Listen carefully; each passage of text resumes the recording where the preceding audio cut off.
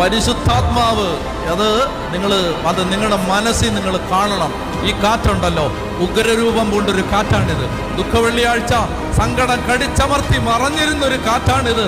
ദുഃഖവെള്ളിയാഴ്ച തോരാത്ത കണ്ണുനീരോടെ കരഞ്ഞൊരു കാറ്റാണിത്. എനിക്ക് പുറത്തു വന്നൊന്നും ചെയ്യാൻ പറ്റുന്നില്ലല്ലോ എന്നോർത്ത് വിഷമിച്ചൊരു കാറ്റാണിത്.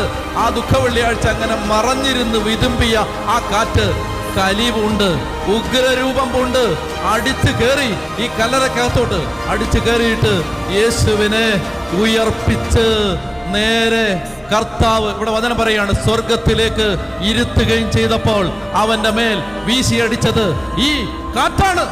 അതുകൊണ്ട് അവർ ഞങ്ങളെ പീഡിപ്പിക്കുന്നു, ആ മതക്കാര് പീഡിപ്പിക്കുന്നു, ഈ മതക്കാര് പീഡിപ്പിക്കുന്നു, ഞങ്ങൾ ന്യൂനപക്ഷമാണ്, ഞങ്ങളെ ആരും സഹായിക്കുന്നില്ല. നല്ല കാര്യമാണ്, ആരും ഒന്നിനും എതിരല്ല.